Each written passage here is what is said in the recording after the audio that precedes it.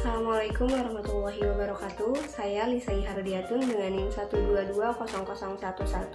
dari Prodi Teknik Informatika STMIK Bandung. Untuk memenuhi tugas manajemen komunikasi, kali ini saya akan sedikit memaparkan mengenai faktor-faktor yang mempengaruhi kinerja karyawan dalam sisi organisasi desain kerja. Untuk itu, kita langsung saja masuk ke dalam pemaparannya. Oke, jadi desain pekerjaan atau job design merupakan faktor penting dalam manajemen, terutama pada manajemen operasi. Karena selain berhubungan dengan produktivitas, juga menyangkut tenaga kerja yang akan melaksanakan kegiatan operasi perusahaan. Desain pekerjaan adalah suatu alat untuk memotivasi dan memberi tantangan pada karyawan. Oleh karena itu, perusahaan perlu memiliki suatu sistem kerja yang dapat menunjang tercapainya tujuan perusahaan secara efektif dan efisien, yang dapat merangsang karyawan untuk bekerja secara produktif, mengurangi timbulnya rasa bosan, serta dapat meningkatkan kepuasan atau semangat bekerja. Desain pekerjaan ini terkadang digunakan untuk menghadapi stres kerja yang dihadapi oleh para karyawan. Nah, desain pekerjaan merupakan fungsi penetapan kegiatan-kegiatan kerja seseorang karyawan secara organisasional. Desain pekerjaan membutuhkan struktur pekerjaan seperti isi, fungsi, juga hubungan pekerjaan. Desain pekerjaan merupakan proses penentuan tugas-tugas yang akan dilaksanakan, metode-metode yang digunakan untuk melaksanakan tugas yang meliputi bagaimana pekerjaan tersebut berkaitan dengan pekerjaan lainnya dalam sebuah organisasi. Desain pekerjaan merupakan salah satu faktor pendorong keberhasilan produktivitas organisasi. Nah, adapun faktor-faktor yang dapat mempengaruhi desain pekerjaan, yang pertama ada individu.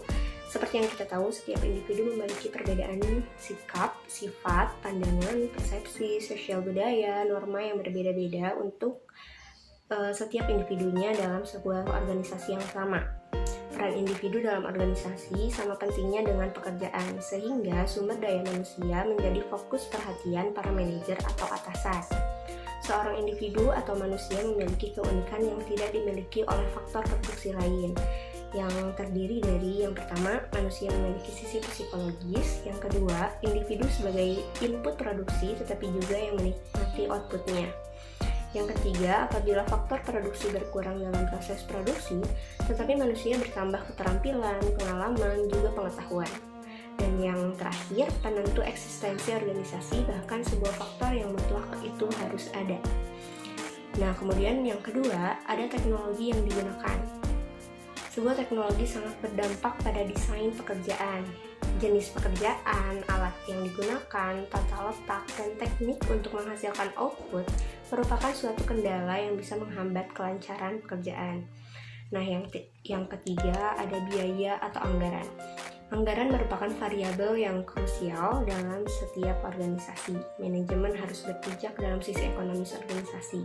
Sumber daya yang representatif harus direncanakan sebagai awal dari keberhasilan sebuah organisasi. Manajemen harus secara kontinu menyelaraskan manfaat-manfaat desain pekerjaan dengan pertimbangan biaya. Nah, yang keempat ada struktur organisasi. Struktur organisasi ini memang sangat berpengaruh terhadap keberhasilan desain pekerjaan. Bagi dunia usaha di Indonesia, peran struktur organisasi terasa semakin penting karena dua hal, yaitu yang pertama ada struktur organisasi yang efektif akan mempermudah pengawasan, dan yang kedua tidak stabilnya dunia usaha di Indonesia. Dan yang terakhir, yang kelima ada variabel internal.